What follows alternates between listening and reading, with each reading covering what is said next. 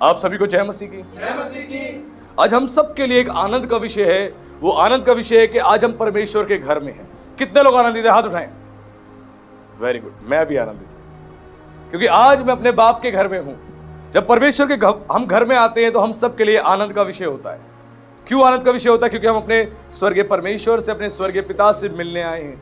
जब उसके पास हम आते हैं तो हमारी जिंदगियों में बड़े बड़े काम होते हैं, बड़ी बड़ी गवाहियां, बड़ी बड़ी आशीषें हमारे जीवन में प्रकट होती है और प्रभु की हम महिमा करते हैं। मैं आपको सच बता रहा हूं, खुदा के घर में आने में बहुत बरकत है, बहुत आशीष है। जब आप परमेश्वर की आराधना में आते हैं, उसकी आराधना में अपने समय को निकालते और आके बैठते हैं और वचन को सुनते हैं, उसके लिए आप आत्मिक गीतों को गाते हैं, तो परमेश्वर स्वर्ग से अपनी आशीषें आपकी जिंदगियों में रिलीज करता है। Hallelujah, hallelujah. एक प्रभु के बड़े महान सेवक ने एक बड़ी अच्छी बात बोली। उन्होंने बोला एक दिन कि प्रभु, हम आराधना जब करते हैं, आप इंसानों की आराधना को इतनी इंपॉर्टेंस क्यों देते हो? आप इंसानों की आराधना को इतनी इंपॉर्टेंस क्यों देते हो? इंसान इतना अच्छा गाते भी नहीं, इतना सुर में गाते भी नहीं, इतने अच्छे इंस्ट्रूमेंट भी नहीं बजा पाते, फिर भी आप उनकी स्तुति आराधना में विराजमान होते हो। ऐसा क्यों? स्वर्ग में तो इतने अच्छे अच्छे स्वर्गदूत हैं, वो तो इतने सुर में गा सकते हैं, इतने अच्छे स्केल पे गा सकते हैं, इनकी इतनी मीठी आवाज में गा सकते हैं, इतने अच्छे इंस्ट्रूमेंट बजा सकते हैं कि पूरी पृथ्वी हिल जाएगी। लेकिन फिर भी आप हम इंसानों की आराधना को क्यों इंपॉर्टेंस देते हैं? ध्यान से सुनना मेरी बात। तो पवित्र आत्मा ने उनको एक बड़ी अच्छी बात बोली। उन्होंने बोला कि मेरे दास, स्वर्ग में जो स्वर्गदूत आराधना करते हैं वो बिना किसी चिंता के, बिना किसी टेंशन के, बिना किसी परेशानी के, बिना किसी सताव के और बिना किसी गरीबी के, तंगी के आराधना करते हैं। बहुत अच्छी आराधना करते हैं। तूने सही बोला, उनकी आराधना बहुत अच्छी होती है, बहुत अच्छे सुर में, बहुत अच्छे लय में, बहुत अच्छे इंस्ट्रूमेंट के साथ करते हैं। लेकिन इंसानों की आराधना मुझे इसीलिए भाती है, अपने बच्चों की आराधना इसीलिए भाती है क्योंकि वो दुख में हैं तब भी वो मेरी आराधना कर रहे हैं, वो तकलीफ में हैं तब भी मेरी आराधना कर रहे हैं, वो सताव में हैं वो तब भी मेरी आराधना कर रहे हैं, वो मुसीबत में है तब भी मेरी आराधना कर रहे हैं, उनके पास पैसा नहीं है तब भी मेरी आराधना कर रहे हैं, भूखे प्यासे हैं तब भी मेरी आराधना कर रहे हैं। इसीलिए उनकी आराधना को मैं बहुत इंपॉर्टेंस देता हूं। Hallelujah, hallelujah. प्रभु ने बोला इसीलिए उनके बीच में मैं विराजमान हो जाता हूं, विराजमान। इसीलिए मैंने कहा जहां पे दो या तीन मेरे नाम से इकट्ठे होते हैं, उनके बीच में मैं मौजूद होता हूं। परमेश्वर को भीड़ की जरूरत नहीं, उसको सच्चे आराधकों की आवश्यकता है जो आत्मा सच्चाई से उसे पुकारे, उसकी आराधना करें। और जब ऐसी आराधना होती है तो परमेश्वर विराजमान हो जाता है। इसीलिए आप चाहे सुर में गाते हैं, आप बेसुरा गाते हैं, आप अच्छा इंस्ट्रूमेंट बजाते हैं या बहुत अच्छा नहीं भी बजा पाते हैं, तब भी परमेश्वर आपकी आराधनाओं को आदर करता है, आपके स्तुति को, आपकी आराधना को सम्मान करता है और वो अपने पवित्र आत्मा को और अभिषेक को रिलीज कर देता है, अपने दूतों को वो रिलीज कर देता है आपके छुटकारे के लिए, मेरे छुटकारे के लिए और आपकी मेरी बरकत के लिए। Hallelujah, hallelujah.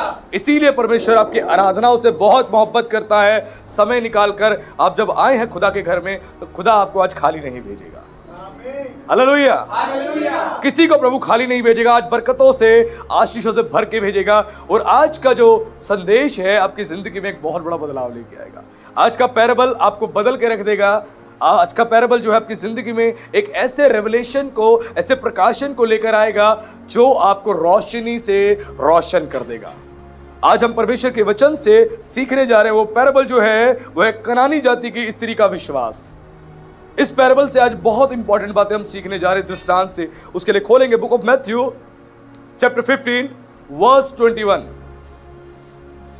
मत्ती रची सुसमाचार अध्याय 15 और पद इसके 21 से कोई पढ़े मेरे लिए।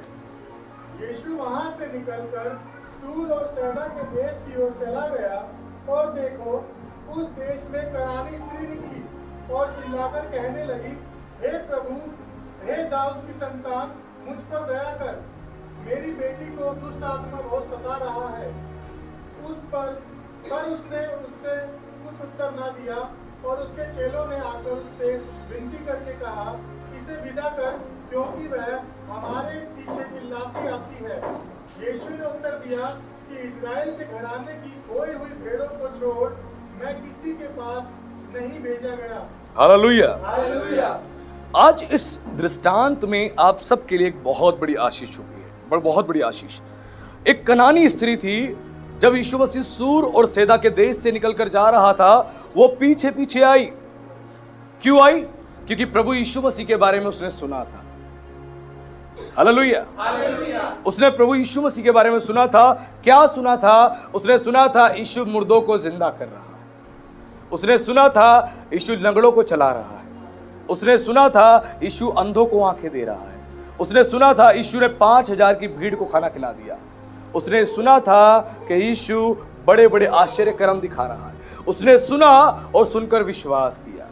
रोमियो 10:17 बताता है, faith comes by hearing by the word of God.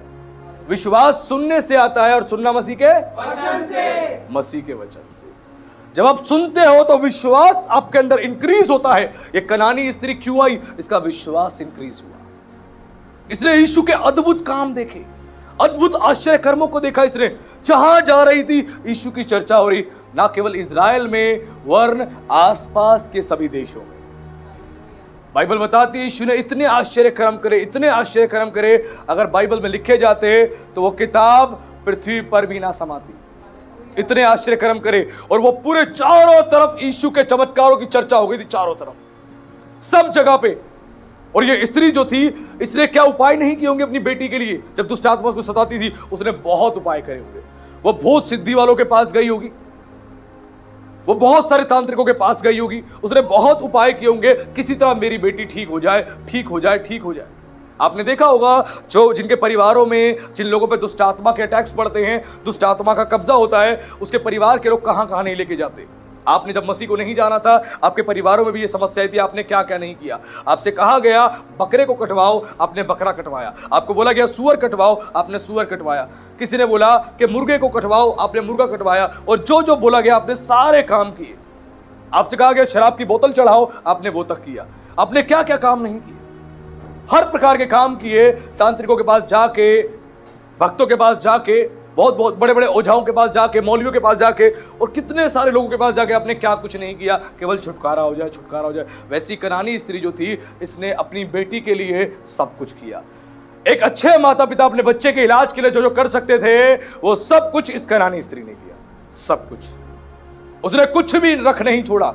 लेकिन जब उसने सुना यीशु यहां से जा रहा है, यीशु जा रहा है, उसने जब इस बात को सुना तो सुनने के बाद वो चिल्लाती हुई आ गई, चिल्लाती हुई आ गई और यीशु के पीछे चिल्लाने लगी। बाइबल कहती है कनानी स्त्री जो है वो चिल्लाकर कहने लगी। आप किसी को जब चिल्लाकर बोलोगे कैसे बोलोगे? अरे सुनिए, ऐसे बोलोगे नहीं। आप बोलोगे अरे सुनिए, ऊंची आवाज में। वो कनानी स्त्री चिल्ला रही थी, वो दूर से ही चिल्लाने लगी। क्यों? मेरा मैसेज यीशु तक पहुंच जाए, मेरा मैसेज यीशु तक पहुंच जाए। ध्यान से सुनना, इसमें प्रकाशन है। वो चिल्लाने लगी दूर से ही, और चिल्ला के यीशु को पुकारने लगी और कहने लगी, क्या सबसे पहले शब्द बोला? हे प्रभु। यानी उसने पहचान लिया था ये मिरेकल्स, ये हीलिंग्स, ये अद्भुत काम कोई इंसान नहीं कर सकता, कोई भी इंसान नहीं कर सकता। ये अद्भुत काम जो है कोई भी इंसान नहीं कर सकता। थोड़ा शेयर इधर ले लो। ये अद्भुत काम जो है कोई भी, ये अद्भुत काम जो है कोई भी इंसान नहीं कर सकता है। थोड़ा इधर होके बैठ जाओ। हाँ, ये अद्भुत काम जो है कोई भी इंसान नहीं कर सकता है। उसने इस बात पर यकीन किया, कोई भी नहीं कर सकता है। इसीलिए सबसे पहले आके उसने क्या बोला? हे प्रभु, यानी पहचान लिया। इसने ऐसा कोई भी काम नहीं छोड़ा था अपनी बेटी के लिए जिसको इसने ना किया हो। लेकिन जब यीशु की चर्चा इसने सुनी, यीशु के अद्भुत आश्चर्य कर्मों के बारे में सुना, यीशु ऐसे ऐसे काम कर रहा है, मुर्दे जिंदा कर रहा है, अंधों को आंखें दे रहा है, लंगड़ों को चला रहा है, गूंगों को जुबान दे रहा है, दुष्ट आत्मा से जो ग्रस्त हैं उनको आजाद कर रहा है, तो उसको यकीन हो गया ये कोई साधारण व्यक्ति नहीं,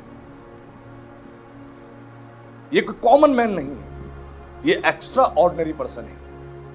उसने पहचान लिया, इसीलिए चिल्ला के सबसे पहले उसने कहा हे प्रभु, हे प्रभु। यानी पहचान गई ये प्रभु है। प्रभु का मतलब क्या होता है? जो प्रभुता करता है, जिसके पास अधिकार है, अथॉरिटी है। प्रभु का मतलब लॉर्ड, जो हम सब का बनाने वाला है, हम सब के ऊपर अधिकार रखने वाला है, अथॉरिटी रखने वाला है, वो प्रभु होता है।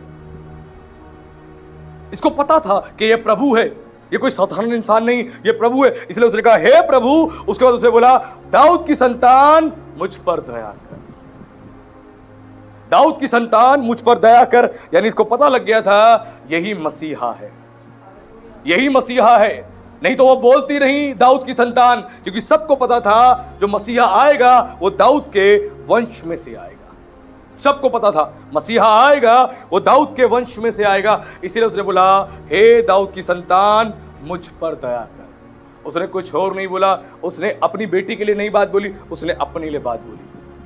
क्योंकि बेटी उसकी परेशान थी तो ये भी परेशान थी। जब बच्चा बीमार होता है पूरा परिवार परेशान हो जाता है, माँ बाप दुखी हो जाते हैं। उसका इलाज करवाते करवाते, उपाय करवाते करवाते, उसकी दुख, उसकी पीड़ा, उसकी तकलीफ को देखते देखते वो खुद दुखी हो जाते हैं, वो परेशान हो जाते हैं। इसलिए इसने सबसे पहले बोला हे प्रभु, हे दाऊद की संतान मुझ पर दया कर। यीशु के सामने नम्र होके आई। इसने अहंकार नहीं दिखाया, घमंड नहीं दिखाया। हे प्रभु मेरी बेटी को चंगा कर।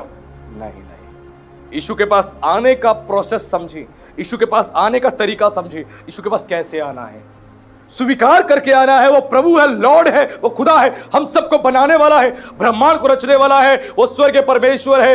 ये स्वीकार करके आना है।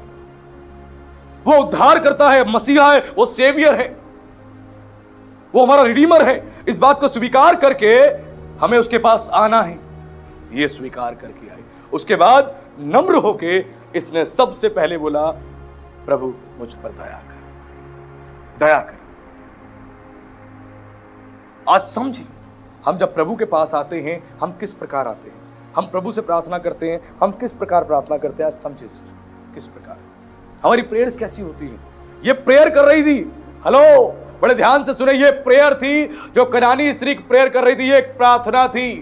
यीशु के पास जितने लोग आए चिल्लाते हुए, चीखते हुए, चाहे अंधे थे चाहे कोई भी व्यक्ति था, वो चिल्लाते चीखते आए। ये प्रेयर थी, सबने प्रेयर करी और ये भी प्रेयर कर रही थी। इसके प्रेयर का तरीका समझी।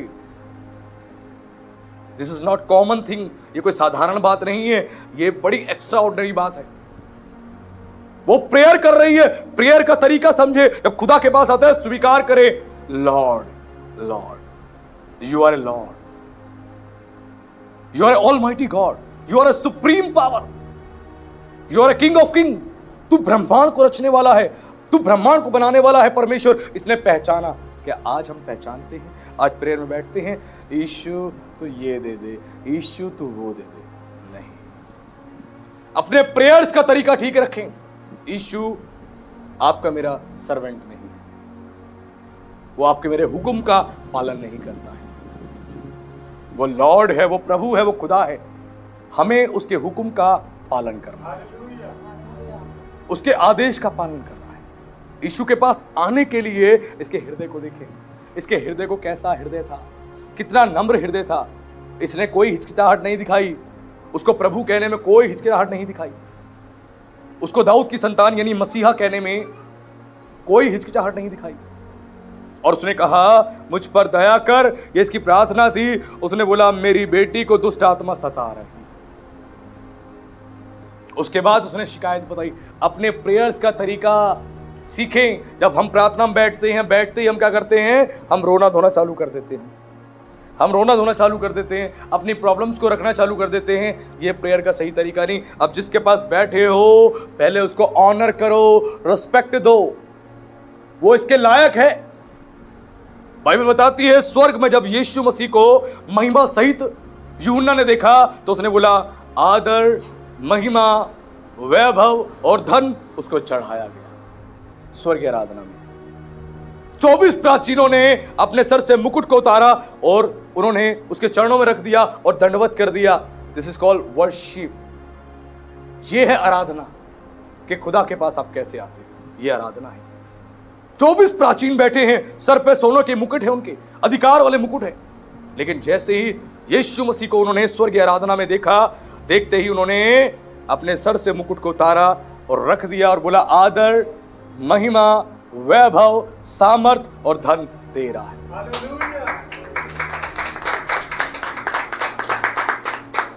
क्या आज हमारी ऐसी प्रेयर्स हैं?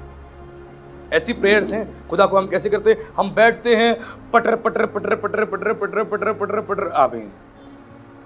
नहीं चाहिए। वो किंग ऑफ किंग्स है, राजा है। राजा का सम्मान कैसे करते हैं सीखे। इसने राजा का सम्मान किया, पहचान गई ये राजा है, ये लॉर्ड है। प्रेयर में बैठे तो धन्यवाद करें उसका, धन्यवाद करें, उसकी महिमा करें, उसकी तारीफ करें, उसकी प्रशंसा करें। उसके बाद अपनी शिकायतें रखें, उसके बाद अपनी प्रॉब्लम्स को रखें। ये तरीका है प्रेयर का। हम उसको आदर दें, उसको महिमा दें। पौलुस और सिलास, पैरों में उनके कीले ठुकी हुई थी, हाथों में बेड़ियां थी, पैरों में बेड़ियां थी, बंधे हुए थे, खून निकल रहा था, भूखे प्यासे थे, बदन पे कपड़ा तक नहीं था उनके। और वो ऐसे समय में भी ये नहीं कह रहे प्रभु हमें आजाद कर, हमें आजाद कर, हमें आजाद कर। नहीं नहीं नहीं। ट्रू सर्वेंट की पहचान देखो, वो उस आधी रात में प्रभु को महिमा दे रही है। पवित्र आत्मा ने उनके हृदय को उभारा और उन्होंने आराधना करनी शुरू करी। उन्होंने कोई परवाह नहीं करी। उनको पता है आधी रात को जब हम गीत गा रहे हैं, आराधना कर रहे हैं, तो क्या होगा? रोमन सोल्जर्स आएंगे, रोमन सोल्जर्स आएंगे और हमारी कमर पे बैत ही बैत लगाएंगे, हमें डंडों से मारेंगे। पहली हम पीड़ा में हैं और पीड़ा में आ जाएंगे। उन्होंने इस बात की परवाह नहीं करी। ध्यान से सुनिए, खुदा को कैसी वर्शिप चाहिए, कैसी वर्शिप। मैंने बताया ना, पृथ्वी पे हम परेशानियों में, दिक्कतों में होते हुए भी जब उसकी आराधना करते हैं, उसके वचन का प्रचार करते हैं, हम उससे प्रार्थना करते हैं, परमेश्वर ऑनर करता है। हमारी प्रार्थनाओं को सुन के हमें ऑनर करता है, हमें आदर देता है, हमसे मोहब्बत करता है। वो आपकी प्रार्थनाओं को व्यर्थ में नहीं जाने देता। उन दोनों ने उस आधी रात में परमेश्वर को महिमा दी, उसकी तारीफ करी, उसकी प्रशंसा करी। और रिवॉर्ड क्या मिला उनको? उन्होंने क्या मांगा? प्रभु हमें आजाद कर? नहीं मांगा। उन्होंने नहीं मांगा, लेकिन प्रभु को पता है मुझे क्या करना है। उसकी आराधना करें। आप भले ही मत मांगो प्रभु मुझे ये चाहिए वो चाहिए, लेकिन वो जानता है। इनको भी जानता था प्रभु इनको क्या देना है। इन्होंने केवल आराधना करी, आराधना करी, निस्वार्थ आराधना करी, अपने स्वर्गीय बाप को महिमा देने के लिए आराधना करी। और परमेश्वर जानता था कैसे आजाद करना है। और प्रभु ने जबरदस्त तरीके से एक वहां पे बुडोल किया और जेल के दरवाजे खुल गए, उनकी बेड़ियां टूट गईं और वो आजाद हो गए। हालेलुया। और ना केवल उनके जेल के दरवाजे खुले, बाइबल कहती है जितने कैदी थे, पढ़ लेना बाइबल उठा के, जितने कैदी थे सबके जेल के दरवाजे खुल गए। आराधना इन्होंने करी, दरवाजे सबके खुल गए। आराधना आप करोगे अपने घर में, आपकी आराधना करने से आपके बच्चों के जो बंद दरवाजे हैं वो खुल जाएंगे। आपके पति के, आपके पत्नी के जो बंद दरवाजे हैं वो खुल जाएंगे। आपके रिश्तेदारों के जो बंद दरवाजे हैं वो खुल जाएंगे। जो आशीषों के बंद दरवाजे हैं, चंगाइयों के बंद दरवाजे हैं, वो सारे दरवाजे खुल जाएंगे आपकी आराधना करने से। आप यहां बैठे हो ना, आपकी आराधना करने से आपके पति के काम में आशीष आएगी, आपकी पत्नी के काम में आशीष आएगी, आपके बच्चों के काम में आशीष आएगी, आपके फाइनेंस में आशीष आएगी, आपके बच्चों के स्वास्थ्य में आशीष आएगी, आपके आराधना करने से। ध्यान रखना, खुदा के पास आने से बहुत बरकत है, बहुत आशीष है। नहीं तो प्रभु ना कहते हैं मरियम को। जब मार्था मरियम दोनों यीशु के पास थे और मार्था काम में लगी हुई थी, और मरियम जब यीशु के पास बैठी हुई थी, वचन सुन रही थी, तो मार्था परेशान हो गई। देखो, काम करने वाले को और वचन सुनने वालों को, दोनों में से किसको प्रभु ने इंपॉर्टेंस दी? ध्यान से सुन लेना, एक बड़ा रेवलेशन है ये आज आपको मिल रहा है। ये दो लोग थे, एक काम करने वाली मार्था काम करने वाली थी, खाना बना रही थी, सेवा टहल कर रही थी, और जो मरियम थी बैठ के वचन को सुन रही थी। जब मार्था परेशान हो गई, यीशु को देख कर कहने लगी, प्रभु क्या तुझे मेरा दुख, मेरी तकलीफ दिखाई नहीं दे रही? उसने डायरेक्टली अपनी बहन को नहीं बोला, उसने प्रभु को कहा। उसको पता है गुरु आदेश देगा तो मरियम उठेगी और मेरी मदद करने आएगी। वो बहुत समझदार थी, बेवकूफ नहीं थी लाजर की बहन। और उसने बोला, लेकिन यीशु के उत्तर सुनने के बाद उसकी विचार, उसकी सोच एकदम से चेंज हुई। यीशु ने बोला, मार्था तू बहुत बातों की चिंता करती है, बहुत चिंता करती है। मरियम ने सबसे उत्तम मार्ग चुन लिया। यीशु के चरणों में बैठ के उसके वचन को सुनना सबसे उत्तम मार्ग है। यानी यीशु के पास बैठोगे तो तुम्हारी चिंताएं दूर होंगी, यीशु के पास बैठोगे तुम्हारी समस्याएं दूर होंगी, यीशु के पास बैठोगे तुम्हारे सारे बंद दरवाजे खुल जाएंगे। और यही काम हुआ मरियम की जिंदगी में, वही काम आपकी जिंदगी में प्रभु करेगा। उसके पास बैठने में आशीष है, बरकत है, छुटकारा है, और कहीं नहीं। हम सोचें कि अब चलो अपने काम धंधे निपटा के आते हैं। प्रभु की नजर में आप 0/0 हो।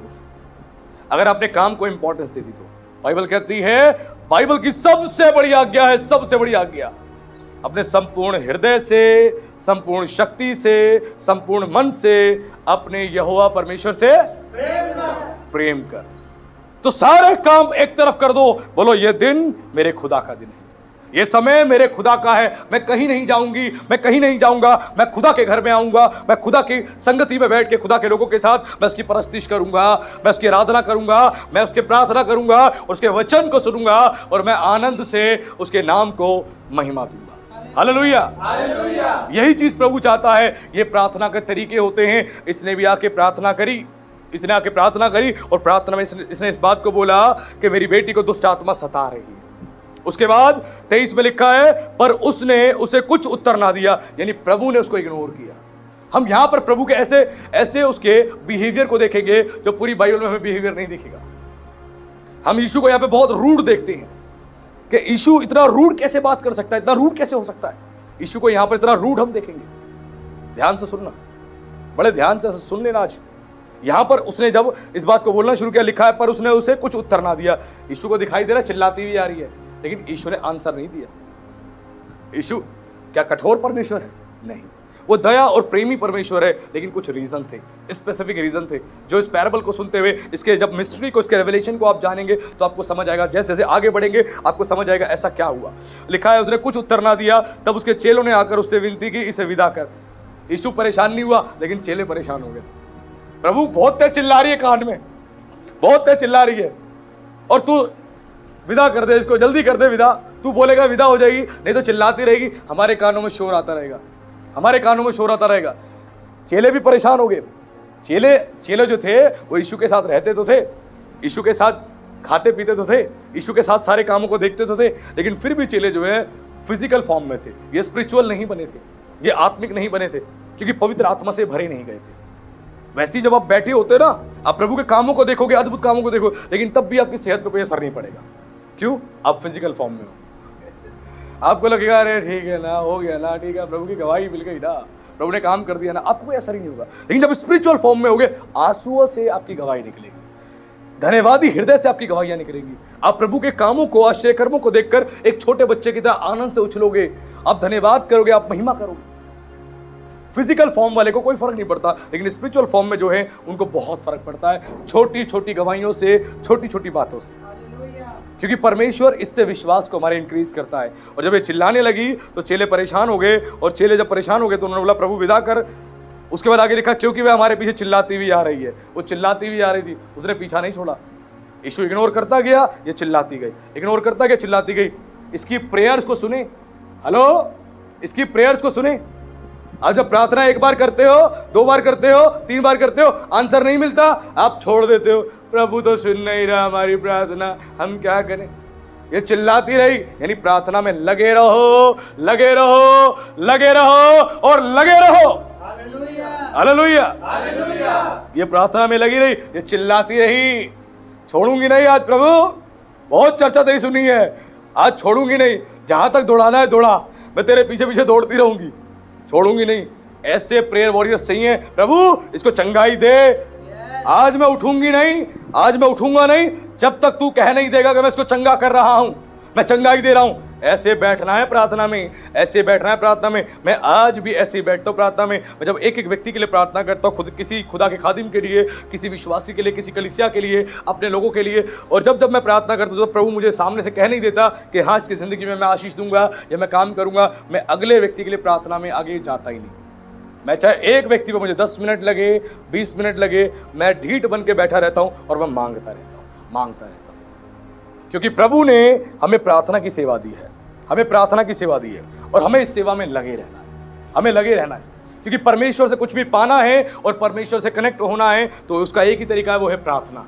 प्रार्थना के माध्यम से हम परमेश्वर से जुड़ते हैं, हम कनेक्ट होते हैं। ये चिल्लाती रही, चिल्लाने लगी। उसके बाद आगे लिखा है 24 में, उसने उत्तर दिया इज़राइल के घराने की खोई हुई भेड़ों को छोड़ मैं किसी के पास नहीं भेजा गया। प्रभु ने जब इस बात को बोला, ये बात उस स्त्री के लिए नहीं बोला, उसने ये बात अपने चेलों को बोली, क्योंकि चेलों ने बोला प्रभु विदा कर, हमारे पीछे चिल्लाती हुई आ रही है। इस कम्युनिकेशन को समझे कि बातचीत किसके साथ हो रही है, बातचीत किसके साथ हो रही है। चेलों ने जब बोला तो प्रभु ने उनको आंसर दिया। प्रभु ने कहा साफ शब्दों में कि इजराइल के घराने की खोई भी भेड़ों को छोड़ मैं किसी के पास नहीं भेजा गया। जो इजराइल की भेड़े हैं, इजराइल के घराने की जो भेड़े हैं, जो खोई भी भेड़े हैं, यानी जो इजराइल के घराने की है लेकिन दूर हैं, इजराइल के घराने में नहीं है, प्रभु यीशु मसीह के पास नहीं है, परमेश्वर के पास नहीं है, जो भेड़ें भटकी हुई हैं। और हर एक मसीह जब प्रभु यीशु मसीह को स्वीकार करता है, प्रभु को अपना जीवन देता है, तो बाइबल बताती है आत्मिक रीति से वो भी इजरायली है और यहूदी है। हालेलुया। हम जंगली जैतून थे जो अच्छे जैतून के साथ साटे गए हैं, यानी हमें ड्राफ्ट किया गया है, हमें जोड़ा गया है अच्छे पेड़ के साथ। जो आशीषें थी अब्राहम की, जो आशीषें थी अब्राहम के वंश की, जो आशीषें थी इजराइल और याकूब के घराने की, उन तमाम आशीषों में हमें भी मसीह ने जोड़ दिया, हमें ड्राफ्ट कर दिया है। हालेलुया। और हम भी आत्मिक रीति से इजरायली और यहूदी कहलाते हैं। आत्मिक रीति से जितनी ब्लेसिंग्स, जितनी प्रतिज्ञाएं इजरायलियों के लिए थी, यहूदियों के लिए थी, वो सारी प्रतिज्ञाएं हमारे लिए भी कंसीडर होती हैं। हमारी जिंदगियों में वो सारी आशीषें कंसीडर होती हैं, वो सारे प्रोमिसेस हमारे लिए भी कंसीडर होते हैं। जो आप पढ़ते हैं ओल्ड टेस्टमेंट में, जितनी भी कही गई प्रोमिसेस किए गए, प्रतिज्ञाएं दी गई नए नियम में, वो सब में हमारे लिए वो चीजें कंसीडर होती है, ना केवल उनके लिए, हमारे लिए। इस बात को ध्यान रखना। और प्रभु ने इसीलिए बोला मैं इजराइल की खोई भी भेड़ों के पास भेजा गया हूं। केवल जो खोई भी भेड़ें, मुझे उनको वापस इकट्ठा करना है, मुझे इकट्ठा करना है, झुंड में एक साथ इकट्ठा करना है। लेकिन जब इस बात को सुना उसने, तो सुनने के बाद क्या हुआ, पर वह आई और यीशु को प्रणाम करके कहने लगी। अब देखो, इतना सुनने के बावजूद भी पीछे पीछे घूम रही है। यीशु ने इसको पता नहीं कितने किलोमीटर दौड़ा दिया होगा, कुछ नहीं पता। और यीशु क्यों इग्नोर कर रहा था मैं बताऊंगा आगे। कितने किलोमीटर इसको दौड़ा दिया होगा यीशु ने, कितनी देर इसको इग्नोर किया होगा, कुछ नहीं पता। लेकिन इसमें लिखा है आगे, पर वह आई और यीशु को प्रणाम करके कहने लगी, हे प्रभु मेरी सहायता कर। और यीशु को प्रणाम करके, उसके बावजूद भी प्रणाम करके कहने लगी, हे प्रभु मेरी सहायता कर। देखो इसकी दीनता, देखो इसकी नम्रता, देखो। प्रभु से प्रार्थना ऐसे करनी है, प्रार्थना का तरीका समझिए। प्रभु मेरी सहायता कर, मैं वचन पढ़ना नहीं जानती, मेरी सहायता कर। मैं प्रार्थना करनी नहीं जानती, मेरी सहायता कर। मैं आराधना करनी नहीं जानती, मेरी सहायता कर। प्रभु मुझे काम करना नहीं आता, मेरी सहायता कर। प्रभु मुझे सेवा करनी नहीं आती, मेरी सहायता कर, मेरी सहायता कर। आपको बोलना है, प्रभु मेरी सहायता कर। जब प्रभु आपके साथ खड़ा होगा, जब कंबाइंड हो जाओगे, आप लोग एक हो जाओगे, बाइबल कहती है जो परमेश्वर की संगति में रहता है उसके साथ एक स्पिरिट हो जाता है, एक आत्मा हो जाता है। जब परमेश्वर के साथ आप कनेक्ट होते हो, एक स्पिरिट हो जाते हो, तो परमेश्वर आपके साथ रह के अपना काम करता है, आपके साथ रह के। हम अपने आप से कुछ नहीं कर सकते। मैं अपनी योग्यताओं से, मैं अपनी काबिलियत से, मैं अपनी बिब्लिकल नॉलेज से मैं कोई भी चीज का प्रचार नहीं कर सकता। नथिंग, मैं बिल्कुल भी नहीं कर सकता अगर पवित्र आत्मा मेरे साथ ना हो और पवित्र आत्मा मुझे इस्तेमाल ना करे। वो मुझे अपने लिए इस्तेमाल करता है। मैं लायक नहीं हूं कि मैं इस्तेमाल हूं, मैं लायक नहीं। मैं सबसे बड़ा पापी मनुष्य था, मैंने बहुत पाप किए थे, लेकिन उसने मेरे पापों को माफ किया और मुझे विश्वास योग्य समझकर अपनी सेवा के लिए ठहराया। उसने मुझे चुना। मैं लायक नहीं था उसकी सेवा करूं, मैं कभी नहीं चाहता था उसकी सेवा करना। मैं वही व्यक्ति था जो मसीहों के ऊपर उंगली उठाता था।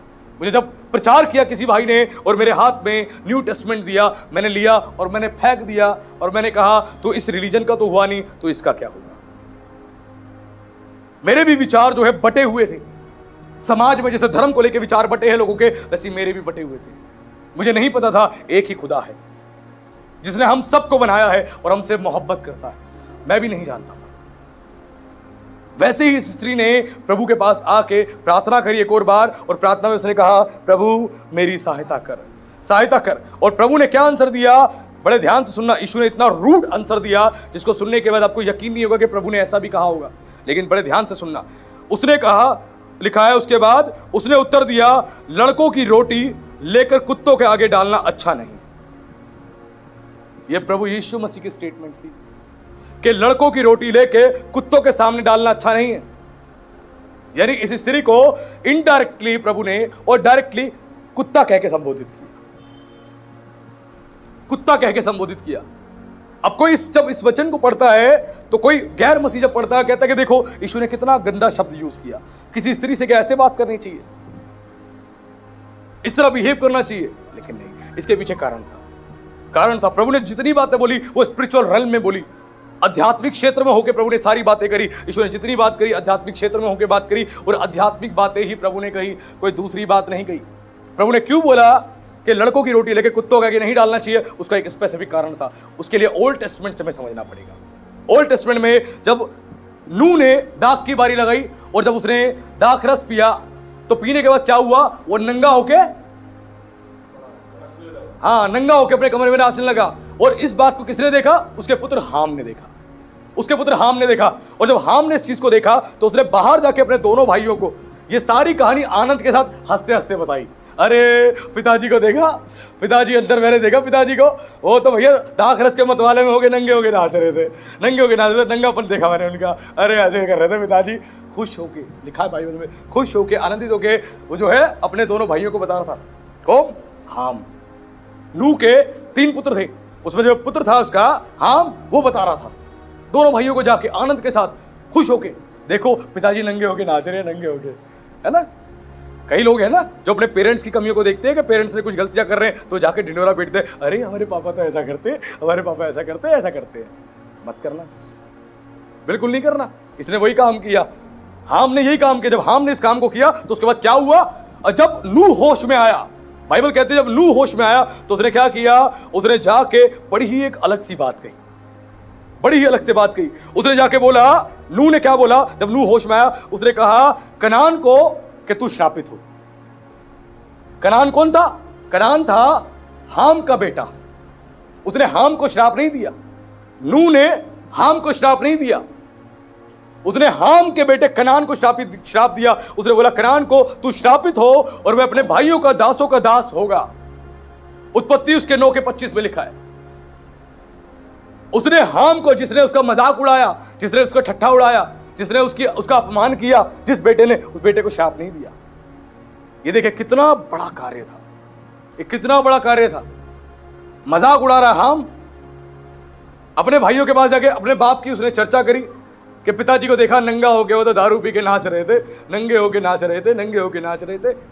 उसकी नंगनता का, उसके नंगेपन का, अपने बाप के नंगेपन का उसने अपमान किया, मजाक उड़ाया, अपमान किया, मजाक उड़ाया। और जब नूह होश में आया तो उसने आने के बाद हाम को श्राप नहीं दिया, उसने उसके पुत्र हाम के पुत्र उसने कनान को श्राप दिया। और क्या श्राप दिया? ध्यान सुनना। श्राप दिया उसने, वह अपने भाइयों का दासों का दास होगा।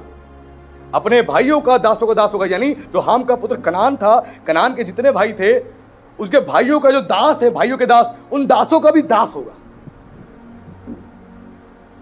समझ आ रहा कुछ?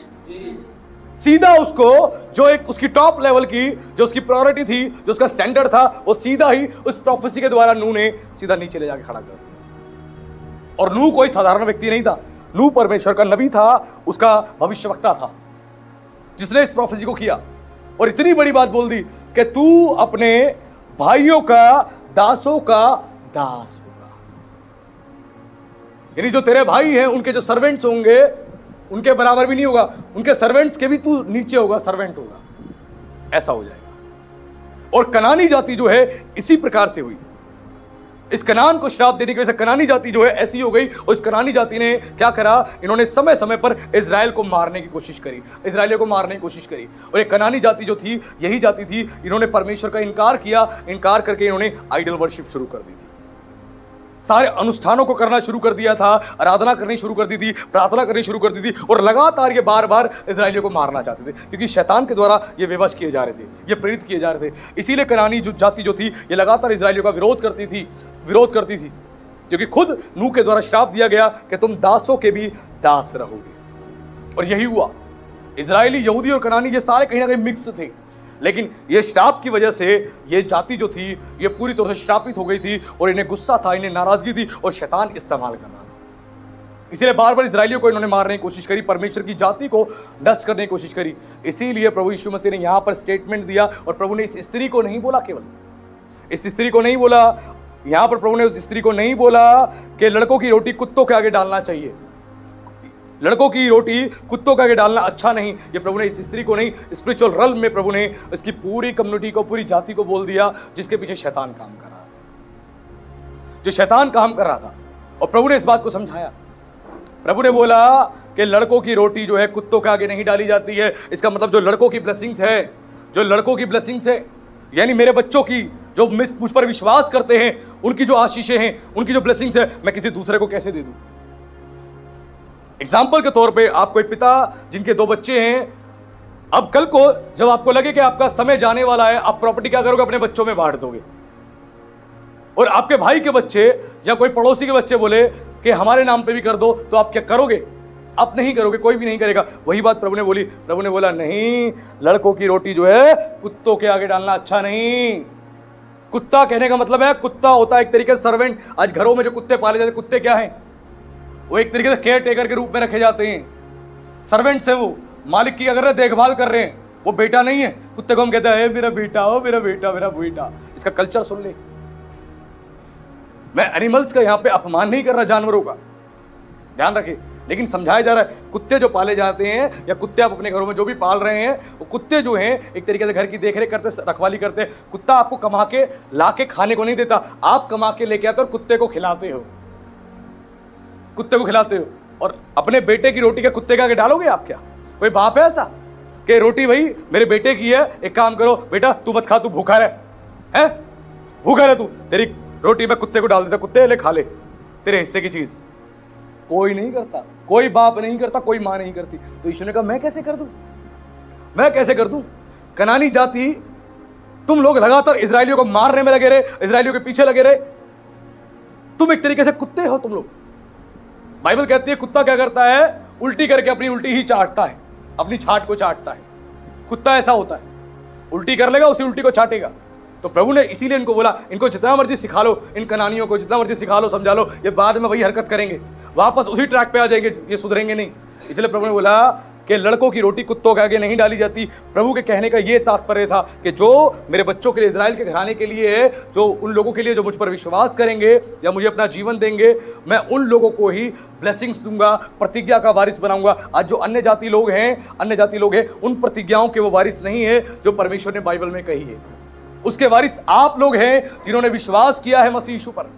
वो लोग नहीं है जिन्होंने अभी तक विश्वास नहीं किया, लेकिन जिस दिन वो विश्वास करेंगे, अपना जीवन प्रभु को देंगे, पापों की क्षमा का बपतिस्मा लेंगे और समर्पित हो जाएंगे, वो लोग भी इस आशीष में आपके साथ, मेरे साथ भागी हो जाएंगे। Hallelujah, hallelujah. इसीलिए प्रभु ने बोला कि जो मेरी भेड़े हैं, जो मेरे बच्चे हैं, ये रोटी उनके लिए है, ये आशीष उनके लिए है, ये चंगाई, बरकत, छुटकारा ये उनके लिए है, सबके लिए नहीं है, उनके लिए नहीं है जो इस प्रकार का जीवन जी रहे हैं। कि कनानी जाति आइडल वर्शिप में लगी हुई थी, आइडल वर्शिप करने में लगी थी, परमेश्वर का इनकार कर दिया था और लगातार मसीहों का, लगातार इजरायलियों का ये विरोध कर रहे थे और मारना तक चाहते थे। इसीलिए प्रभु ने बोला, लेकिन उसका स्टेटमेंट सुनो, ये कितनी जबरदस्त स्ट्रांग प्रेयर वॉरियर्स थी। आज सुने कितनी जबरदस्त प्रार्थना थी इसकी। उसके बाद जैसे प्रभु ने कहा, उसने 27 में बोला, उसने कहा सत्य है प्रभु, बिल्कुल प्रभु तूने ठीक कहा। इसने स्वीकार किया, यानी उस क्रिटिसिज्म को इसने स्वीकार किया, उसको अस्वीकार नहीं किया। मुझे ऐसा कैसे बोल दिया प्रभु, ऐसा कैसे बोल दिया?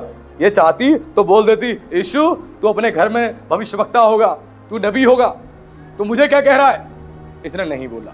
इसकी दीनता को देखे, जब पास्टर डांट देता है, फटकार देता है, कुछ कह देता है, हम पास्टर ने ऐसा कैसे बोल दिया, पास्टर ने ऐसा कैसा बोल दिया, पास्टर की हिम्मत कैसे होगी, हमें डांट कैसे दिया, हमारी इंसल्ट कैसे कर दी। अहंकार, अहंकार, अपनी मैं को छोड़ दो, अपने अहंकार को, घमंड को खत्म करो।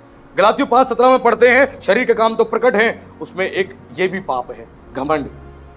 घमंड ये शारीरिक बातें हैं, लेकिन सोचें इसने उस क्रिटिसिज्म को एक्सेप्ट किया, करेक्शन को एक्सेप्ट किया, प्रभु की बात को एक्सेप्ट किया, उसका विरोध नहीं किया, विरोध नहीं किया। लिखा है वचन में, जो वचन को तुच्छ जानता है वो नष्ट हो जाता है, जो वचन को तुच्छ जानता है वो नष्ट हो जाता है। इसने प्रभु के वचन को तुच्छ नहीं जाना, इसीलिए नष्ट होने से बच गई। इसने बोला सत्य है प्रभु, तो बिल्कुल ठीक कह रहा है।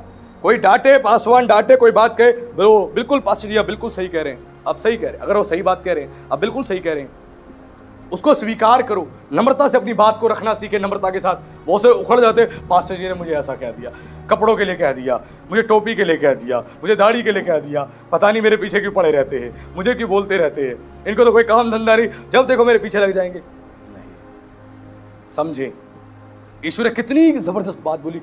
यीशु ने इनडायरेक्टली इस स्त्री को डॉग कह दिया, कुत्ता कह दिया, इसकी पूरी कम्युनिटी को डॉग कह दिया। ये चाहती तो 4 गालियां सुना के जा सकती थी, है ना, ये 4 बातें सुना के जा सकती थी। आज है कई चर्चिस में अगर पादरी डांट देना, विश्वासी जाते जाते 4 गालियां देके उल्टा सीधा बोल के चला जाता है। बहुत चर्चिस देखे हैं मैंने, बहुत कुछ बोल देते हैं पास्टर को। लेकिन यहां समझें, इतना कुछ कहने के बावजूद भी इसकी दीनता, इसकी नम्रता, इसका विश्वास कितना स्ट्रांग था। उसने कहा सत्य है प्रभु, जो तूने कहा वो सत्य है। हाँ मैं डॉग हूं, मेरी पूरी कम्युनिटी कुत्ते हैं, हम लोग गलत काम करते हुए आए, हमें पता है, हम इजराइलियों का विरोध करते आए हैं, हम आइडल वर्शिप करते आए हैं, हम जानते हैं हम ऐसे हैं, हम जानते हैं हम ऐसे हैं। स्वीकार किया। आज हमारी गलती जब बताई जाती है हम स्वीकार ही नहीं करते, हम अपनी गलती को क्या करते हैं, छुपाने की कोशिश करते हैं, रैप अप करते हैं। जैसे मेहमान जब घर में आ रहा होता क्या होता है, जो सारी जगह जहाँ पे कचरा रखा है वहाँ पर्दा लगाने की कोशिश करते हैं, ढकने की कोशिश करते हैं, गत्ता लगाने की कोशिश करते हैं, कवर हो जाए, दिखाई ना दे। वैसे हम रैप अप करते हैं। हम खुले दिल से प्रभु के पास नहीं आते, खुले दिल से। बाइबल कहती है कि तुम एक दूसरे के सामने अपराध अपने मान लो, एक दूसरे के सामने, यानी कलीसिया पासवान के सामने अपनी गलती मान ले, एक्सेप्ट कर ले। ऐसा करने से क्या होगा, तुम चंगे हो जाओगे। जब तक अपने मुंह से कन्फेशन नहीं करोगे, अंगीकार नहीं करोगे, हाँ मैंने पास्टर जी ये गलती करी पवित्र आत्मा के विरोध में, मैंने ये गलती करी कलीसिया के विरोध में, मैंने ये गलती करी आपके विरोध में, मैंने ऐसा कहा वैसा बोला, जब तक आप कन्फेशन नहीं करोगे आप चंगे नहीं होगे। सालों साल इस बीमारी से जूझते रहोगे, आप चंगे नहीं हो पाओगे। आपको कन्फेशन करना है, अंगीकार करना है अगर आपने किसी के विरोध में कोई भी पाप किया है। बाइबल क्या कहती है, जब तू भेंट चढ़ाने वेदी पर आए तो जिसके लिए तेरे मन में प्रतिशोध है, नफरत है, पहले जा उससे मेल मिलाप कर, पहले जा मेल मिलाप कर, तब तू वेदी पे आ। यानी तब जाके तेरी भेंट को मैं स्वीकार करूंगा, तेरी प्रेयर को एक्सेप्ट करूंगा, तेरे ऑफरिंग को एक्सेप्ट करूंगा, तेरे स्तुति आराधना को मैं एक्सेप्ट करूंगा, जब तू पहले मेल मिलाप करके आएगा, यानी अपनी गलती को मान के नम्र होकर दीन होके आएगा। तब तू मन में नफरत लेके बैठा रहे और तू आए पुलपिट पर, तू आए वेदी पर, आके भेंट चढ़ाए, तू आके प्रार्थना करे, तू ऑफरिंग्स को दे, तो तब भी तेरी चीजें मैं स्वीकार नहीं। सेम वही बात मिली है, अपनी गलती को मानो, क्योंकि पवित्र आत्मा जानता है आपने क्या क्या गलती करी है। ध्यान रखना, हमें लगता है कई बार कि प्रभु के आगे हमने गलती मान ली, काम खत्म। आपने गलती मान ली प्रभु के आगे, प्रभु सच में सर्वव्यापी है, माफ करता, लेकिन बाइबल भी कहती है कि अपने अपराध एक दूसरे के सामने मान लो। जिसके विरोध में तुमने पाप किया है, जाओ पहले उससे मेल मिलाप कर लो। ये स्पिरिचुअल रेल्म में आत्मिक लोगों के लिए बात कही गई है।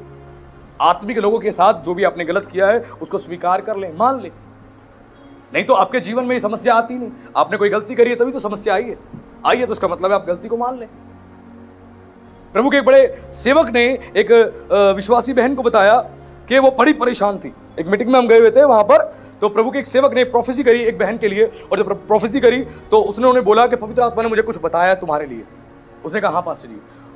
उन्होंने बोला कि तुम्हें समस्या क्या है? कह रही मैं बहुत बीमार रहती हूँ, बहुत डिप्रेशन में रहती हूँ, बहुत परेशान रहती हूँ, मुझे समझ नहीं आता मैं क्या करूँ, मैं बड़ी विचलित सी रहती हूँ, मुझे कुछ भी समझ नहीं आता मैं क्या करूँ। तो उन्होंने बोला कि ऐसा क्यों? उन्होंने बोला ऐसा क्यों है तुम्हारे साथ? उसने कहा पास्टर जी मैं नहीं जानती ऐसा क्यों है मेरे साथ। तो उन्होंने कहा पवित्र आत्मा ने मुझे कहा है कुछ और मैं बताना चाहता हूँ। उन्होंने कहा कि तूने किसी प्रभु के दास की बुराई करी है, तूने किसी प्रभु के दास की बुराई करी है, खुदा की खादिम के लिए तूने कुछ ऊटपटांग बोला है, और जिस दिन तूने बोला उसी दिन से दुष्ट आत्मा तेरे पीछे लग गई। और ये बात 100 नहीं 1000% सच है। जब खुदा की खादिम के लिए आप कोई भी बुराई करते हो ना, तो दुष्ट आत्मा आपके पीछे पड़ जाती है। और बोला ये दुष्ट आत्मा तेरे पीछे पड़ी हुई है इसलिए तेरे जीवन का बिगाड़ कर रही है, तूने बोला था? उसने कहा हाँ मैंने बोला था। किसके लिए बोला था? प्रभु के दास के लिए मैंने बोला था। रोने लगी बिलक बिलक के। उन्होंने कहा आज पश्चाताप कर, कन्फेशन कर, मन फिरा और निर्णय कर, दोबारा नहीं बोले। खुदा के खादिमों की बुराई करने बैठोगे, चुगली करने बैठोगे ना, दुष्ट आत्मा पीछे लग जाएगी। परमेश्वर का तरीका है, बड़ा स्टाइल है उसको ठीक करने का। वो कैसे ठीक करेगा हमें ध्यान रख। दुष्ट आत्मा मसीहों के पीछे तक छोड़ देता है कि भैया चल तू ऐसे सुधरेगा नहीं, तेरे को ऐसे सुधारूंगा। बीमारी परेशानी दुष्ट आत्मा आके सताएगी, बेचैन करेगी, परेशान करेगी, आप डिस्टर्ब हो जाओगे, आपको समझ नहीं आएगा आप क्या कर रहे हो। और उसने गलती को माना। और यही सेम एग्जाम्पल हम बाइबल में देखते हैं। जब शाऊल दाऊद के पीछे पड़ गया हाथ धोने के लिए, फिर क्या हुआ? जब उसने पाप किया, परमेश्वर के विरुद्ध में, पवित्र आत्मा उठ गया, वो पीछे पड़ गया, दुष्ट आत्मा आके उसको सताने लगी। दुष्ट आत्मा आके सताने लगी। दुष्ट आत्मा आके सताती है, दुष्ट आत्मा परेशान करती है। इसलिए खुदा के खादिमों के लिए मत बोलना। और वही चीज हुई यहां पर, प्रभु ने उसको समझाया। और लेकिन उसने क्या स्टेटमेंट दी, अब सुनना आगे 27 में। उसने बोला सत्य है प्रभु, पर कुत्ते भी वह चूर चार खाते हैं जो उनके स्वामियों की मेज से गिरते हैं। हालेलुया। इसकी दीनता को, इसकी नम्रता को फिर से स्वीकार कर लें। हमारे भीतर भी ये चाहिए। कुत्ता बोला, उसने मान लिया मैं कुत्ता हूं, मेरी पूरी कम्युनिटी कुत्ता है। हम लोग पता है हम लोग गलत काम करते हैं परमेश्वर के विरोध में, हम इजरायलियों के विरोध में। इसने स्वीकार किया, इनकार नहीं किया। लेकिन इसने क्या बात बोली? इसने बोला कि जो स्वामियों की मेज में से जो गिरता है, कुत्ते भी उस चूर चार को खाते हैं, चूर चार को खाते हैं। इसने माना कि प्रभु हम मानते हैं इजराइल का घराना हमारा स्वामी है और हम दास के हैं। सुना था हमने कि दास बन जाओगे, तो इजराइल का पूरा घराना हमारे लिए स्वामी है और हम इनके लिए सर्वेंट हैं। जब स्वामी खाते हैं टेबल पर बैठ के और जो टेबल पे से गिर जाता है, वो गिरने के बाद कुत्ते जो उठा के खाते हैं, हम वही तो हैं, हम वही तो हैं। कुत्ते चूर चार खाते हैं। इसने इस बात को बोला, इसकी अंदर की दीनता, इसकी नम्रता। कोई हमें बोल दे ओए क्या कर रहे हो, ये कैसे हो रहा है, ये कुछ भी कह दे, हम उखड़ पड़ते हैं। तेरी हिम्मत कैसे हुई, हिम्मत कैसे हुई? सोचो, यहां पर इसने एक्सेप्ट किया जो उसको बोला गया। अगर आप पाप कर रहे हो और वचन आपको दुष्ट घोषित कर रहा है, एक्सेप्ट करो। हाँ प्रभु, मैं दुष्टता भरा काम कर रहा हूं, मैं स्वीकार करता हूं, लेकिन अब मैं पश्चाताप करता हूं और इससे मैं बाहर निकलना चाहता हूं। मुझे माफ कर, मुझ पर दया कर। एक्सेप्ट करें। जहां पे हम उखड़ बैठते हैं, जब आप उखड़ बैठोगे, आप पास्टरों के द्वारा डांटे गए, फटकारे जाने पे आप उखड़ बैठोगे, आप बदतमीजी करोगे, बदसलूकी करोगे, आप परेशान हो जाओगे, दुष्टात्माएं पीछे लग जाएगी, आपके जीवन का बिगाड़ करना शुरू कर देगी। इसीलिए हमें वो गलती नहीं करनी है। इसको जब बोला गया तो उसने बड़े प्यार से उत्तर दिया, हाँ प्रभु तू सही कह रहा है, लेकिन कुत्ते भी उस चूर-चार को खाते जो उनके स्वामियों की मेज में से गिरते हैं। जो रोटी तूने इजराइल के घराने के लिए रखी है, जो लड़कों के लिए रोटी रखी है, वो हमारे स्वामी है, वो हमारे स्वामी है। और जब वो खाना खा रहे तो टेबल से जो उनके कुछ गिर रहा है, हम वो कुत्ते हैं जो यानी दास हैं, हम खाते हैं। इसका मतलब जो स्वामी जब खा लेता है, इजराइल के घराने में खाना कैसे खाया जाता है? इजराइल के घराने में आज भी यहूदी जब खाना खाने बैठते तो सर्वेंट्स वहां पे पैरों में जूती नहीं पहनते, चप्पल नहीं पहनते, नंगे पैर होते हैं। इजराइल के बाइबल के जमाने में ऐसा ही होता था और आज भी होता है। वो नंगे पैर होते हैं घरों के अंदर, और स्वामी के पैर में केवल जूते मिलेंगे, चप्पल मिलेगी। स्वामी के पैर में सर्वेंट को अलाउ नहीं है कि सर्वेंट जूते चप्पल पहन ले, अलाउ नहीं। और जब स्वामी बैठ के, यहूदी इजराइली लोग बैठ के जब खाना खा लेते हैं और जब बच जाता है, उसके बाद कहते हैं सर्वेंट्स को आप लोग खा लीजिए, बच गए। ऐसा प्राचीन समय में भी होता था, आज भी बहुत जगहों पे होता है। आप ऑफिस में जहां पे काम करते हैं, जिनकी पियोन की जॉब है, जब मालिक कुछ खाने को मंगा लेता है, काफी सारा खाना हो जाता है, वो खा लेते हैं और बच जाता है, कहते हैं कि उसके बाद कि बेटा आप भी खा लो। क्यों? खाना बच गया, वेस्ट हो जाएगा, आप खा लो। इसमें वो अनादर नहीं कर रहे, ये प्रोसेस है, ये तरीका है। समझे इस चीज को। वही चीज इसने बोली कि जब स्वामी खा लेते हैं और मेज पे से जो चूर चार नीचे गिरता है, हम वही कुत्ते तो हैं, हम खा लेते हैं, हम खा लेते हैं, हम खा लेते हैं। इतना दीन, इतना नम्र अपने आप को किया। आज हम घमंड के नशे में चूर हैं, हम अलग ही दुनिया में, मैं बहुत बड़ी तोप हूं, मैं बहुत बड़ी मिसाइल हूं। जिस दिन प्रभु तोप में, मिसाइल में चढ़ा देगा ना, उस दिन कहां जाके गिरेंगे कुछ नहीं पता। हम कुछ भी नहीं, हम कुछ भी नहीं है, मैं कुछ भी नहीं, आप कुछ भी नहीं। कोई बड़े से बड़ा भविष्यवक्ता, बड़े से बड़ा Bible teacher, profit, evangelist, Bible scholar, कोई भी कुछ भी नहीं है। हम सब केवल परमेश्वर के लिए इस्तेमाल हो रहे हैं। परमेश्वर सब कुछ है, सर्वव्यापी है, सर्वसामर्थी है, सर्वोत्तम है, उससे ऊपर कोई भी नहीं है, मैं भी नहीं। प्रभु की महिमा पास्टर को भी मत देना, पास्टर लायक नहीं है प्रभु की महिमा के। प्रभु की महिमा प्रभु को मिलनी चाहिए, और पास्टर को जो प्रभु ने जिम्मेदारी दी है और जो उसके लिए आदर सम्मान बताया गया, वो आपको करना है केवल, उससे ज्यादा नहीं।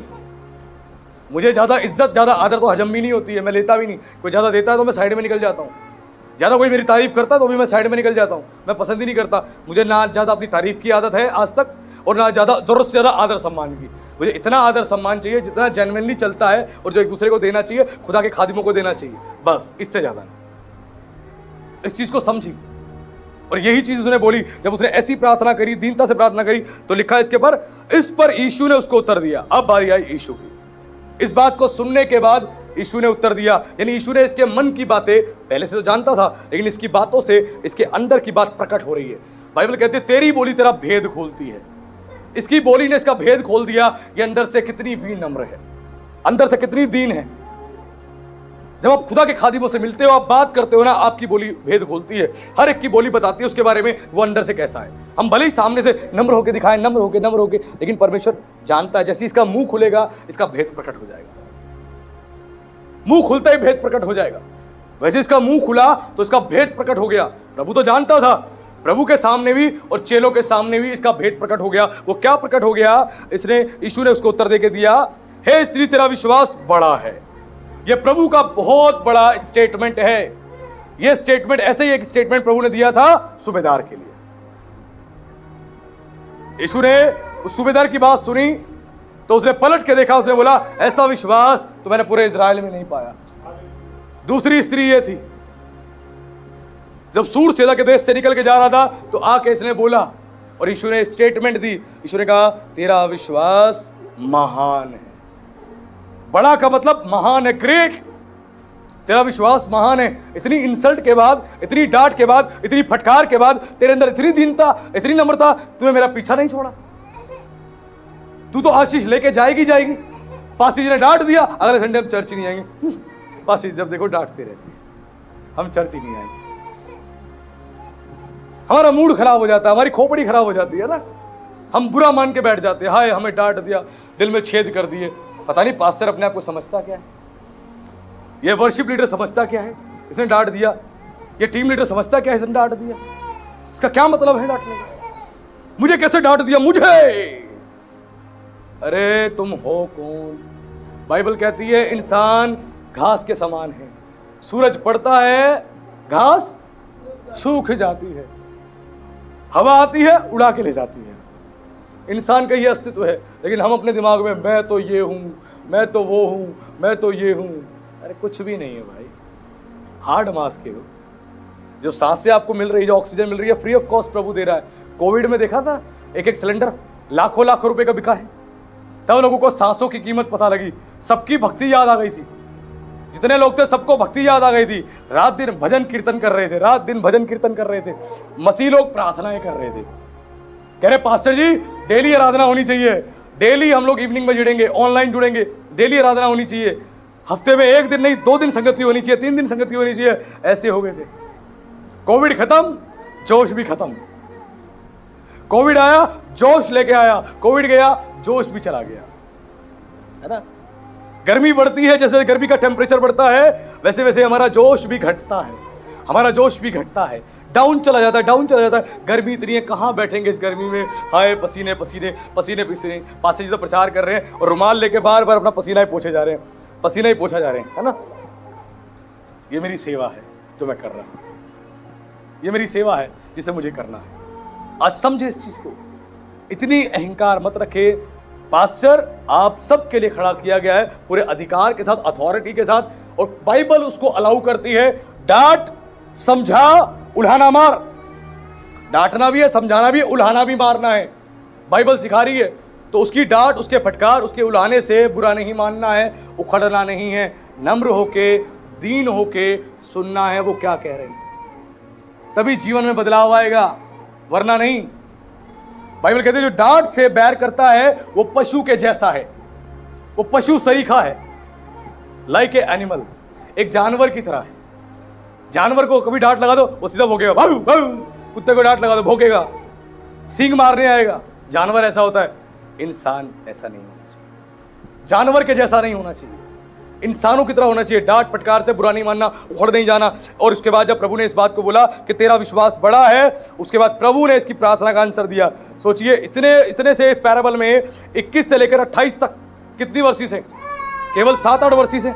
इन 7-8 वर्षिस में कितने किलोमीटर की इसने यात्रा करी होगी, कितनी देर तक प्रभु से इसने कन्वर्सेशन करी होगी, बातचीत करी होगी, और कितनी देर इसने इन बातों को सुना होगा। यीशु की बातों से इसका हृदय भी छिद गया होगा, लेकिन इसने स्वीकार किया, खुले दिल से स्वीकार किया। इसको पता है ये व्यक्ति कौन है, वो जानती थी ये कौन है।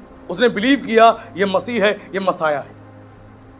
उसके बाद प्रभु ने बोला इसको, इसके विश्वास को देखकर बोला तेरा विश्वास बड़ा है। क्यों प्रभु ने बोला तेरा विश्वास बड़ा है? क्योंकि चेलों को बार बार डांटा। कहा प्रभु ने, हे अल्पविश्वासियों, हे अल्पविश्वासियों, हे अल्पविश्वासियों, कब तक तुम्हारी सहता रहूंगा। चेले प्रभु के साथ रह रहे थे, बड़े बड़े काम देख रहे, तूफान को देख के प्रभु मर गए मर गए मर गए मर गए, बचा बचा बचा। यीशु ने इतनी दुष्ट आत्माएं निकाली, एक मिर्गी की दुष्ट आत्मा इनसे नहीं निकली ही नहीं।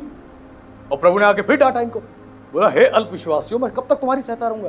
वैसी प्रार्थना करते हैं, उसके बाद फिर अविश्वासी हो जाते हैं, फिर से कमजोर पड़ जाते हैं। प्रभु ने छोटे से विश्वास को पनिष्ट किया। यहां पर प्रभु ने छोटे से विश्वास को यहां पर दंडित किया कि तुम्हारा ऐसा विश्वास नहीं होना चाहिए ढीला ढाला। इस स्त्री के विश्वास को, तेरा विश्वास बड़ा है, छोटा नहीं है। छोटा तेरा विश्वास नहीं, बड़ा विश्वास है। इसका विश्वास बहुत बड़ा था कि आज हमारा विश्वास इतना बड़ा है, चर्च में बैठ के तो विश्वास बहुत बड़ा हो जाता है और चर्च से घर जाके विश्वास फिर से नीचे धम, समुद्र की लहरें जैसे उछलती है धम ऊपर आसमान में, हमारा विश्वास भी 7वें आसमान में और मैदान से धाम से नीचे। सुन लेना, आज जो इस पैराबल में बताया गया, विश्वास इतना सा नहीं होना चाहिए। पहले तो करेक्शन से और क्रिटिसिज्म से, डांट से, फटकार से भागना नहीं। पास्टर रिव्यूक करे, क्रिटिसाइज करे, उल्हाना मारे, सिखाए, समझाए, उस बात से भागना नहीं। अगर भागोगे नुकसान तुम्हारा और किसी का नहीं है। पादरी का कुछ नहीं जाएगा, तुम्हारा सब कुछ चला जाएगा। ध्यान रखना, आत्मिक जीवन खराब हो जाएगा, मानसिक जीवन खराब हो जाएगा, शारीरिक शरीर खराब हो जाएगा, फाइनेंस खत्म हो जाएगा, परिवार खत्म हो जाएगा, सब खत्म हो जाएगा ना मानने से। पादरी का कुछ नहीं जाएगा, वो सेवा कर रहा है, करता रहेगा। चर्च में बहुत लोग आएंगे, बहुत लोग चले जाएंगे, वो अपने काम को रोकेगा नहीं। इतना डांटने के बाद भी इतनी नम्र रही, उसका विश्वास बढ़ा था। प्रभु ने चेलों को बार बार उनके विश्वास के कारण उनको डांट लगाई। अल्पविश्वासी का मतलब होता है लिटिल फेथ, छोटा सा विश्वास। प्रभु ने छोटे विश्वास को दंडित किया, पनिश किया। प्रभु ने चेलों को इसलिए बार बार डांटा, बार बार तुम्हारा मरा हुआ विश्वास है, छोटा सा विश्वास है। क्यों है ऐसा विश्वास? बड़ा क्यों नहीं है? इतने काम देखने के बाद बड़ा क्यों नहीं है? इसने तो काम देखे भी नहीं। हेलो, इसने तो काम देखे भी नहीं, केवल क्या किया इसने? सुना था, केवल सुना था। मैं बार बार कहता हूं, फेथ कम्स बाय हेयरिंग, सुनने से आता है विश्वास। ध्यान रखना, विश्वास सुनने से आता। जितना सुनोगे फेथ में बढ़ोगे, फेथ में बढ़ोगे। इसके विश्वास को देख ले, कितना विश्वास बढ़ा। इसने इतना सुन लिया, इतना सुन लिया, इतना सुन लिया, इसका विश्वास बड़ा हो गया। इसको समझ आ गया कि भैया प्रभु से प्रार्थना करने से सारे काम हो जाते हैं। दुष्ट आत्मा से छुटकारा भी हो जाता है, जैसे इस बच्चे का हुआ।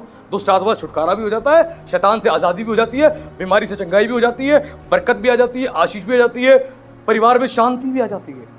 सब कुछ हो जाता है प्रार्थना से। उसके बाद प्रभु ने अगला जो स्टेटमेंट दिया, प्रभु ने उससे कहा, जैसा तू चाहती है, जैसा तू चाहती है तेरे लिए वैसा ही हो। और उसी घड़ी उसकी बेटी जो है चंगी हो गई।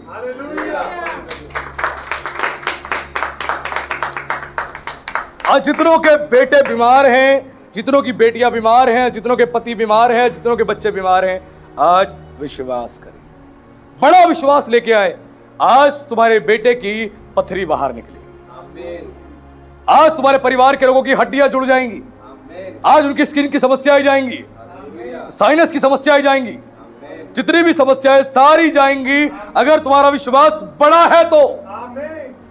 विश्वास बड़ा रखे, आज हीलिंग को लेके जाओगे आप, आज चंगाई को लेके जाओगे, छुटकारे को लेके जाओगे। एक बड़ा काम तुम्हारी जिंदगी में होगा आज, बड़ा काम। फाइनेंशियल परेशान हो, मैं फिर बता रहा हूं आपको, खुदा आपको फाइनेंशियल हेल्प करेगा, फाइनेंशियल हेल्प करेगा। आपके घरों में बदलाव आएगा। अपने बैंक बैलेंस को, आप में से बहुत से लोग हैं जिन्होंने देखा अकाउंट को खोल के तो देखा चंद रुपये पड़े हैं, आपका मन छोटा हुआ। प्रभु आपके उस फाइनेंस को बढ़ाएगा, आपको आशीष देगा। वो आपकी हर चीज की चिंता करता है। मैं बार बार कहता हूं, आपके फाइनेंस की, आपके हेल्थ की, आपके बच्चों की, आपकी जॉब की, आपकी शादी की, आपकी फैमिली की, हर एक बात की वो चिंता करता है। यहाँ तक कि आपके कपड़े की, आपके पहनने की, आपके खाने की, हर बात की चिंता करता है। क्यों निराश हो जाते हो? आज विश्वास बड़ा रखो। जितनी माएँ हैं जिनके बच्चे बीमार हैं, विश्वास बड़ा होना चाहिए। आज ही छुटकारा होगा, आज ही सोचो इसका विश्वास। प्रभु नहीं, छोड़ के नहीं जाऊंगी, जो जो बोला तूने मैं स्वीकार करती हूँ, लेकिन आज बड़ा काम होगा। और प्रभु ने कहा कि जैसा तेरा विश्वास है वैसा तेरे लिए हो जाए। और उसकी बेटी उसी घड़ी चंगी हो गई।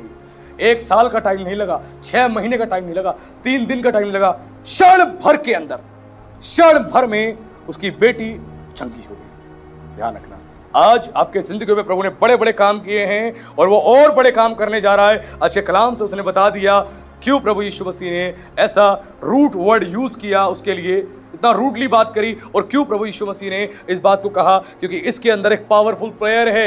एक पावरफुल प्रेयर, अपनी गलतियों को स्वीकार करना, प्रभु के आगे दीन होना, खुदा के खादिमों के सामने दीन होना, और विश्वास से आना और प्रार्थना करना और प्रार्थना करवाना एक बड़ा काम होता है।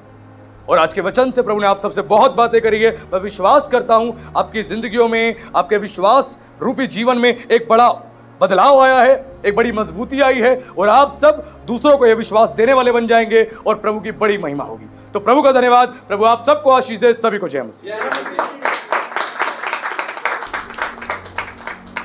आइए हम लोग आंखें बंद करेंगे, सरों को झुकाएंगे, एक छोटी सी प्रार्थना करेंगे। प्रभु यीशु मसीह, हम आपका विशेष धन्यवाद करते हैं मेरे परमेश्वर, आज के इस सुंदर वचन के लिए।